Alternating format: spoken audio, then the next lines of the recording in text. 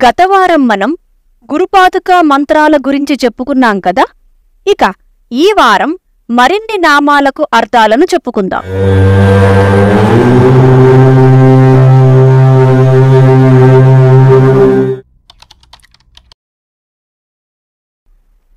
శ్రీ లలితా సహస్రనామంలోని 47వ నామమైన మరాళీ మందగమన అంటే ఏమిటో చూద్దాము. మరాళము అంటే హంస. హంస చాలా నెమ్మదిగా నడుస్తుంది. అందులోనూ ఆడుహంస ఇంకా నెమ్మదిగా నడుస్తుంది. అమ్మవారు ఆడుహంసలాగా నెమ్మదిగా నడుస్తారని ఈ నామం చెప్తోంది. హంసగమనం అంటే ఉచ్ఛ్వాస నిశ్వాసలతో కూడిన ప్రాణశక్తి. హకారం ఉచ్ఛ్వాస అయితే సకారం నిశ్వాస. అంతేకాకుండా హకారం అంటే శివుడు, సకారం అంటే అమ్మవారు అని కూడా అర్థం. ఇక్కడ హంస మూలాధారం నుండి ఇళా పింగళ నాడుల ద్వారా బయలుదేరి సహస్రారానికి చేరి మళ్లీ మూలాధారానికి వస్తుంది. ఇలా మందగమనంతో హంస తిరుగుతుంది. మన శరీరంలో కోపం, భయం, శృంగారం ఎక్కువైనప్పుడు హంస వేగం పెరుగుతుంది. మిగిలిన భావనాస్థితులలో హంసగమనం మందంగా ఉంటుంది. జపం, ఉపాసన, ధ్యానాలు చేసినప్పుడు ఇంకా మందగిస్తుంది. యోగులు అందుకే ఎప్పుడూ శాంతంగా ఉంటారు. నవరసాలలో ఒకటైన శాంతం శ్రీచక్రంలోని బిందువు దగ్గర ఉంటుందిట.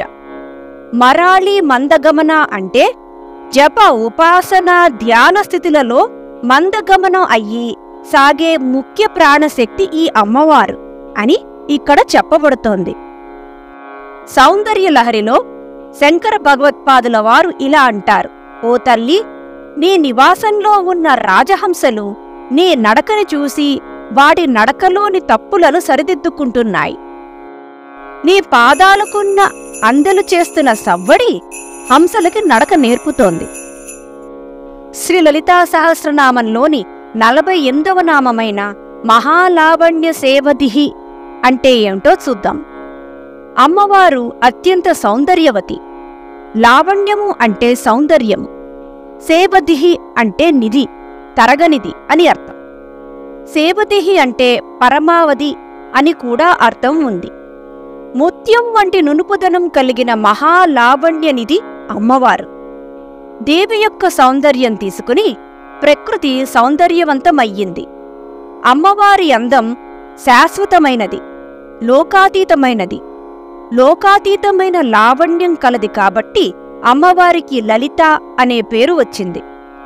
మహాలావణ్య సేవదిహి అంటే ఇంకో అర్థం కూడా ఉంది. మహా అంటే బ్రహ్మ అని, లావణ్యం అంటే అందమని చెప్తారు. అప్పుడు మహాలావణ్య సేవదిహి అంటే అమ్మవారు బ్రహ్మానందం యొక్క నిధి, సచ్చిదానంద రూపిణి అని అర్థం. అమ్మవారిని సేవించిన వారు బ్రహ్మానందాన్ని పొందుతారు అని అర్థం.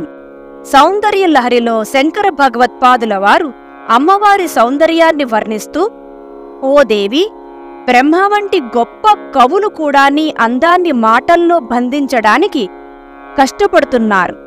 దానిని వర్ణించడానికి పోలికే లేదు. తమ అందానికి ప్రసిద్ధి చెందిన దేవకాంతలు నీ అందాన్ని చూడాలనే తపనతో తపస్సుల ద్వారా కూడా దానిని పొందలేనప్పుడు వారు శివునితో ఐక్యమైన స్థితికి ఎలా చేరుకుంటారు అని ప్రశ్నిస్తాడు. శ్రీ లలితా సహస్రనామంలోని 49వ నామమైన సర్వారుణ అంటే ఏమిటో చూద్దాం. శరీరము, వస్త్రము, ఆభరణము, పుష్పము, కాంతి మొదలైనవన్నీ ఎర్రగా కల తల్లి అని అర్థం.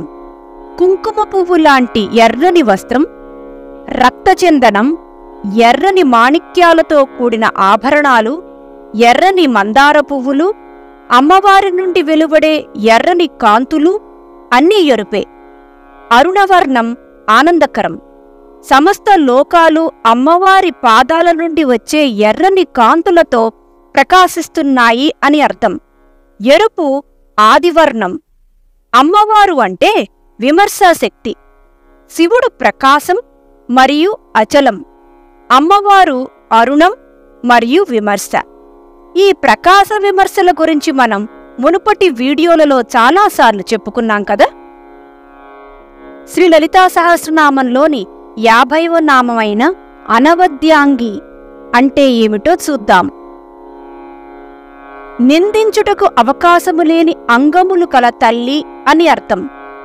అంటే అమ్మవారు మంచి లక్షణాలతో కూడిన అంగములు కల తల్లి. అమ్మవారి అంగములు దోషరహితములు. అవద్యం అంటే లోపం, అనవద్యం అంటే లోపము లేని అని అర్థం. పుట్టటం, పెరగడం, నశించడం మొదలైన దోషాలు లేని తల్లి అమ్మవారు. ఇంకా దృశ్యాదృశ్య దోషాలైన అసత్యము, అనిత్యము, జడత్వము, పరాధీనత్వము, పౌరుషేయము, అసాధ్యము, పరిచిన్నత్వము వంటి దోషాలు లేని తల్లి అమ్మవారు. అంగి అంటే శరీరము. అంగి ఉంటేనే అంగాలు ఉంటాయి. 6 అనవద్యులైన అంగీదేవతలు కలగలిపిన రూపమే అమ్మవారు. వారే హృదయదేవి, శిరోదేవి, శిఖాదేవి, కవచదేవి, నేత్రదేవి మరియు అస్త్రదేవి. శ్రీదేవి ఖడ్గమాలలో వీరి ప్రస్తావన ఉంటుంది. సమస్త లోకాలకి ఆ అమ్మవారే అంగి అంటే శరీరం. ఎప్పుడైతే అమ్మవారు తన అంగిని లోకాల నుండి ఉపసంహరించుకుంటుందో అప్పుడు ప్రళయం వచ్చి లయం జరుగుతుంది. శ్రీ లలితా సహస్రనామంలోని 51వ నామమైన సర్వాభరణ భూషిత అంటే ఏమిటో చూద్దాం. అమ్మవారు సర్వాభరణ భూషితురాలు. తలలోని చూడామణి నుండి పాదాలకు పెట్టుకునే మెట్టెల వరకు 44 రకాల ఆభరణాలను అమ్మవారు ధరిస్తారు. ఈ 44 రకాల ఆభరణాలు శ్రీచక్రంలోని 44 కోణాలను సూచిస్తాయి. ఆభరణము అంటే అంతటా భరించేది అని అర్థం కూడా ఉంది. అంటే అమ్మవారు చరాచర జగత్తును భరిస్తోంది అని అర్థం. అమ్మవారు చిదగ్నికుండం నుండి ఉద్భవించినప్పుడే సర్వాభరణాలతో ఉద్భవించింది. అమ్మవారి ఆభరణాలన్నీ మంత్రమయములే అని ఇదివరకే చెప్పుకున్నాం కదా. ఈ ఆభరణాలు 7 కోటి మంత్రాలను సూచిస్తున్నాయి. అంటే సర్వమంత్రాలతో అలంకరించబడిన మహామంత్ర స్వరూపిణి అని అమ్మవారి గురించి ఈ నామం చెప్తోంది. వచ్చే భాగంలో మరిన్ని నామాల గురించి తెలుసుకుందాం. చూశారు కదండి ఈరోజు వీడియో. ఈ వీడియో మీద మీ అభిప్రాయాన్ని కామెంట్ల రూపంలో తెలియజేయండి. మీకు ఈ వీడియో నచ్చినట్లయితే లైక్ చేయండి. మరింత మందితో ఈ సమాచారాన్ని పంచుకోవాలనుకుంటే షేర్ చేయండి.